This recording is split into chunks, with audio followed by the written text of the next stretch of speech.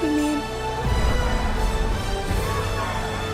Superman just arrived in theaters, and if fans of superhero, action, big budget movies want more of the same, well, I compiled a list that will please at least one of these needs.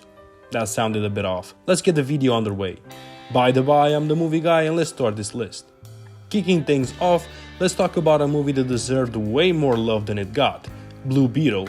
If Superman had a Gen Z cousin raised on memes and telenovelas, this would be it. A young college graduate is chosen as the vessel of the Blue Beetle, and as in every superhero origin story, he has to come to gripes with his new responsibility. That's sounding a bit condescending from me, but really, it's one of the best DCEU movies made. Again, that doesn't really say a lot. Let's stop with the shenanigans. Like Superman, he doesn't choose his power.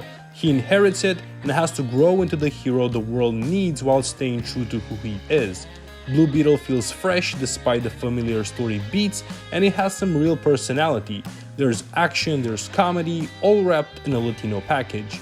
The visual effects are a bit bad, but there's a lot of character development, and I think that this formula could have paid a nice way for DCEU, James Gunn or not. Now, if you're craving that classic DC heroism in a war-torn world, you've got to check out Justice League World War II. This one dives headfirst into the kind of noble, larger-than-life storytelling Superman fans should feel right at home with. The Justice Society of America aids the Allies in World War II. Along the way, they acquire an ally from the future. Featuring characters such as Wonder Woman, Flash, Hawkman, and more, the film focuses on this entire group, but more on Wonder Woman. There might be some better options out there in terms of the quality of the story, but the animation style is slick and good looking, and the action scenes are incredible, especially the ones involving the Flash, and the voice actors work for their paycheck. I like this pick because there are other animated movies better known, but this one has flown under the radar, but it does have quality. Now for something a little different, Damsel. It might not have a cape or laser eyes, but this movie flips the whole helpless hero trope on his head in a way that even Superman would admire. Elodie agrees to an arranged marriage to a prince, only to find out that she's just a sacrifice for an ancient death of the family. Just like Superman flips the idea of alien equals threat, Damsel flips the idea of princess equals victim. It's about finding strength when others expect weakness.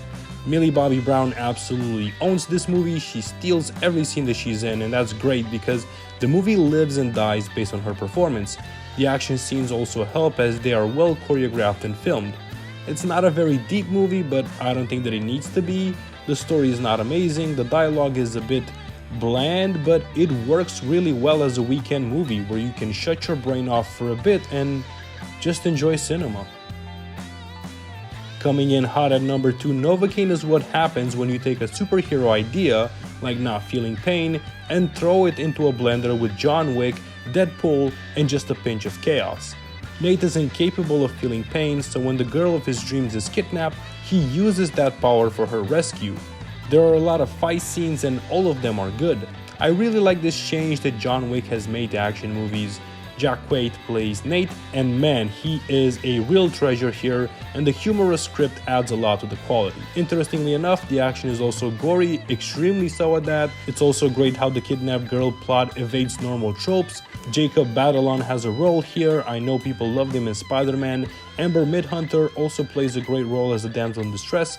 The entire film is smart, fun, gory, full of action and humor, and a really good time. Topping the list is The Old Guard.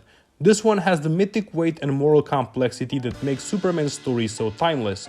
Starring the great Charlize Theron, Matthias Schoenaerts, Chiwetel Ejiofor, we follow a covert group of mercenaries who cannot die, and they also have protected the Earth for a very long time. Like Superman, these heroes wrestle with the cost of saving a world that doesn't always deserve it, but they keep doing it anyway. I love the story of this movie. It feels grounded but also supernatural. It's entertaining and has some nice twists and turns and surprise for the audience. There's also a lot of character building which works wonderfully, and I never felt bored, not even in the quiet moments. The world in which the action is taking place is also unpredictable and interesting. All in all, The Old Guard is fascinating. And before we wrap, here's a bonus. If you like your heroes a little weirder, a little grimier, and deep in radioactive sludge, then The Toxic Avenger is the cult classic you didn't know you needed. Honestly, the only problem with it is that it's old, from 1984, but this story of a normal guy who falls into a vat of toxic waste and he becomes a superhero is timeless. The film doesn't take itself too seriously, it's very goofy, but at the same time there are some scenes that are violent. It's an interesting blend, but one that has become pretty common nowadays. Interestingly enough, in August we'll get a remake of this movie. The film is like a spoof of The Incredible Hulk, but a pretty good one at that. What are you planning on watching next? Let me know down in the comments.